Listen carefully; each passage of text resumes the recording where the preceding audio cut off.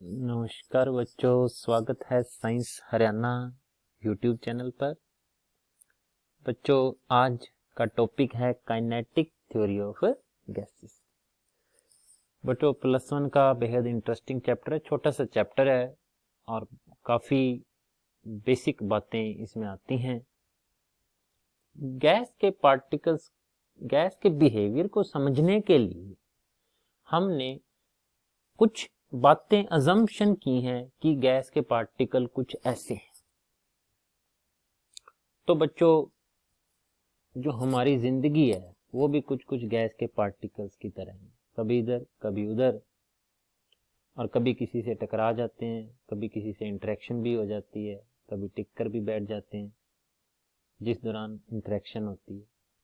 तो बच्चों, आज का टॉपिक है assumption of kinetic theory of gases, यानी गैस के बिहेवियर को समझने के लिए हमें पहले कुछ बातें माननी होंगी गैस के पार्टिकल्स के बारे में। बच्चों, गैस के पार्टिकल की शेप और साइज के बारे में पहले हम समझते हैं।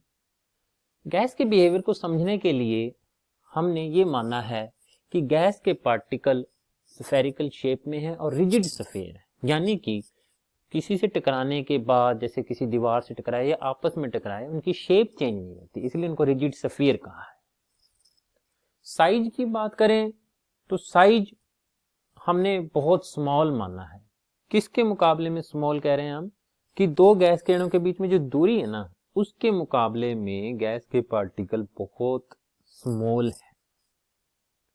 दोबारा सुन लो बच्चों, एक तो साइज और शेप के बारे में बात कर रहे हैं सबसे पहले गैस के बिहेवियर को समझने के लिए। एक तो रिजिड स्फीयर है और उनके बीच जो सेपरेशन है वो काफी ज्यादा है उनके साइज के मुकाबले। दूसरी बात करते हैं हम कि मान लो किसी वेसल के अंदर गैस के जैसे पार्टिकल हैं, यहाँ एक वेसल दिखाया है, तो कितने को पार्टिकल हैं, वो किस तरह का बिहेवियर शो कर रहे हैं, इसके लिए जो बात कही गई है कि गैस के छोटे से कंटेनर के अंदर भी, कोई छोटा सा आपके पास जार भी है, उसके अंदर लाखों करोड़ों नहीं, बहुत 10⁻23 की संख्या में गैस के पार्टिकल्स होते हैं। तो बहुत ज्यादा संख्या है ये। तीसरी बात हमारे सामने है, gas containers have large number of molecules. Gas के कणों का आकार उनके बीच की दूरी के मुकाबले बहुत छोटा होता है, अतः हमने कणों के बीच जो आकर्षण का बल है ना, वो नेग्लिजिबल मानते हैं। ये बात भी बड़ी इंपॉर्टेंट है।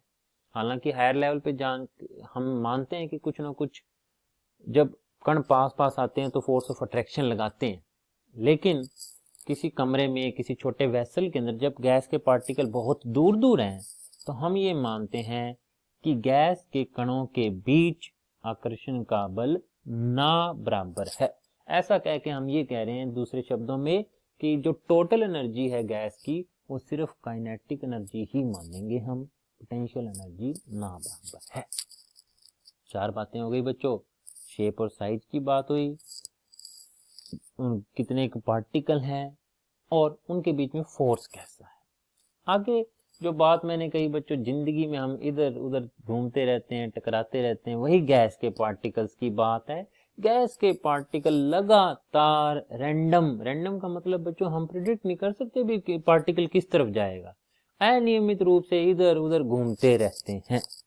और इस घूमने के दौरान कभी कभी वो गैस के पार्टिकल एक दूसरे से टकरा भी जाते हैं। और वो किससे टकराते हैं? जिस कंटेनर के अंदर, जिस वेसल के अंदर रखे हुए हैं, उसकी दीवारों से टकराते हैं। तो बच्चों, जो कोलिजन है वो टकराव कैसा है? परफेक्टली इलास्टिक है, यानी टकराने से पहले और टकराने के बाद जो काइनेटिक एनर्जी है वो पार्टिकल की चेंज नहीं होती। टोटल एनर्जी कह लो, मोमेंटम कह लो, ये हमने इससे पहले कोलिजन पढ़े थे बेटे। तो टोटल एनर्जी या काइनेटिक एनर्जी पार्टिकल की चेंज नहीं होती टकराने से पहले और टकराने के बाद। गैस के पार्टिकल टकराते हैं और लगातार टकराते रहते हैं। कोलिजन के दौरान क्या होता है बच्चों? जैसे आप अपने किसी दोस्त से मिले तो क्या होता है? इंटरेक्शन होती है, बातें पूछते हैं, हालचाल पूछते हैं, लेकिन गैस के पार्टिकल में ऐसा नहीं होता। गैस के पार्टिकल बहुत थोड़े समय के लिए एक दूसरे से टकराते हैं और फटाफट टकराए और किसी और दिशा में चल पड़ते हैं। आए जरूर एक दूसरे के पास, लेकिन हालचाल नहीं पूछते, टकराए और चल दूसरी दिशा में। इसी कारण बच्चों गैस के पार्टिकल्स जब दीवार से टकराते हैं तो प्रेशर भी लगाते हैं वॉल ऑफ द वेसल पर। मैंने पहले कहा कि वो हालचाल नहीं पूछते, बस टकराए। जो टाइम स्पेंड ड्यूरिंग कोलिजन है बहुत कम है बच्चों। आखिरी बात जो बात करूंगा मैं, मीन फ्री पाथ एवरेज की बात करेंगे बच्चों। हम जो सारा अभी तक 8 या 9 बातें पढ़ी हैं उन सभी में हमने गैस पार्टिकल के एवरेज बिहेवियर की बात की है। पूरे चैप्टर में हम एवरेज बिहेवियर की बात करेंगे, रूट मीन स्क्वायर स्पीड की बात करेंगे, एवरेज काइनेटिक एनर्जी की बात करेंगे, प्रेशर, वो भी क्या होगा, एवरेज बिहेवियर, क्योंकि गैस के पार्टिकल्स की हम गिनती नहीं कर सकते। तो इसलिए हम पार्टिकल डेंसिटी की बात करते हैं, उसकी एवरेज स्पीड, एवरेज बिहेवियर की बात करते हैं। तो यहाँ पर जो सबसे आखिरी टॉपिक ही होगा ये हमारे इस चैप्टर का, मीन फ्री पाथ। तो बच्चों ये देखो, टकराया दिशा बदल गई, टकराया दिशा बदल गई।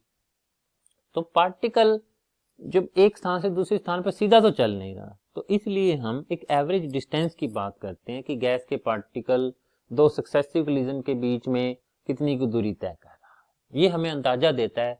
ये किस बात में निर्भर करता है कि गैस के पार्टिकल की संख्या कितनी है, टेम्परेचर कितना है। तो ये सारी बातें आगे चैप्टर में डिस्कस होंगी। अभी हम ये 8-9 बातें दोबारा रिवाइज कर लेते हैं कि गैस के पार्टिकल्स साइज और शेप में कैसे हैं, परफेक्टली इलास्टिक स्फीयर हैं, जो बहुत संख्या में है, किसी भी वेसल में है वो बहुत ज्यादा संख्या 10⁻23 एवोगैड्रो नंबर की रेंज में। फोर्स नेग्लिजिबल, ना बराबर माना है हमने दो मॉलिक्यूल्स के बीच में, कब, जब वो टकरा नहीं रहा, हालांकि टकराने के दौरान वो एक दूसरे पर फोर्स इंटरेक्शन लगाते हैं। बच्चों गैस के मॉलिक्यूल टकराते हैं एक दूसरे से, टकराने के दौरान वो वेसल के ऊपर प्रेशर भी लगाते हैं। कोलिजन कैसा है, परफेक्टली इलास्टिक कोलिजन है बच्चों, यानी कि टकराने से पहले और टकराने के बाद काइनेटिक एनर्जी सेम है, और जो टकराने का टाइम है बहुत ही स्मॉल है। थैंक यू बच्चों। और ये टॉपिक जो है सारा सार है पूरे चैप्टर को समझने के लिए। इसके बाद 3 या 4 टॉपिक हैं चैप्टर के अंदर जो इसी काइनेटिक थ्योरी ऑफ बिहेवियर जो अजम्पशन मानी है इन्हीं से ही निकलेंगे।